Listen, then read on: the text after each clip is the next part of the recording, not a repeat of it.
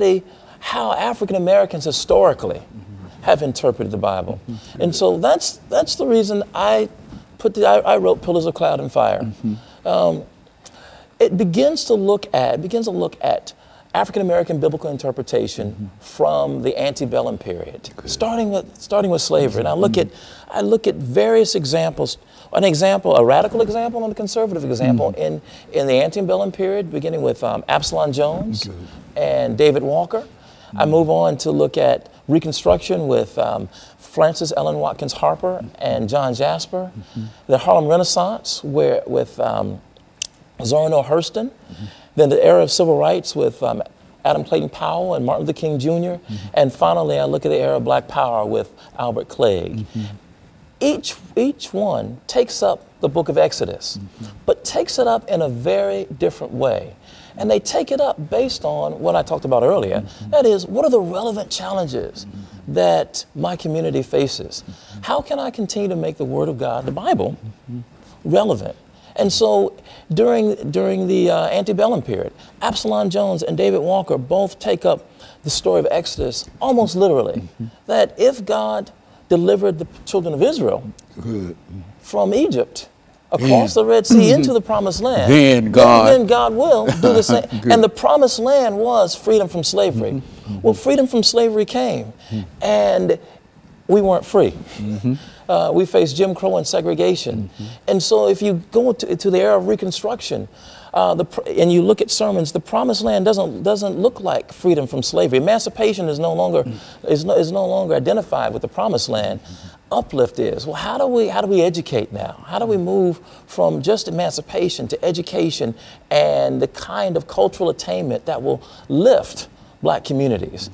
And after Reconstruction, that changes again in the Harlem Renaissance. This idea that we need to throw off the manacles of slavery, the old Southern sort of African American rebirth. And a rebirth. That's right. The Renaissance man. Renaissance man, Renaissance woman. But for the Harlem Renaissance writers, for the most part, except for Zora Neale Hurston, they were really thinking rather in sexist terms. So they were thinking the new Negro was the new Negro man.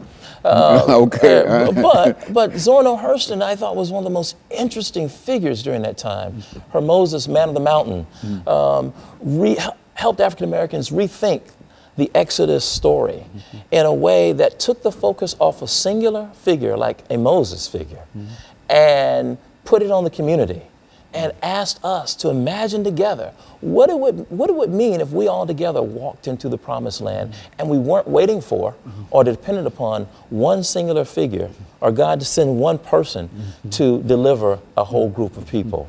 And then I go on to look at the era of civil rights with Adam Clayton Powell and Martin Luther King Jr., who understood the Exodus story and the Promised Land as being included as full citizens, that we would certainly enjoy, as Dr. Martin Luther King would say, the blessings of liberty. And if you look at his speeches, he takes the rhetoric from the Constitution and the Declaration of Independence, the kind of rhetoric that founded our nation, and he connects it to the Exodus story. And freedom means becoming a full citizen.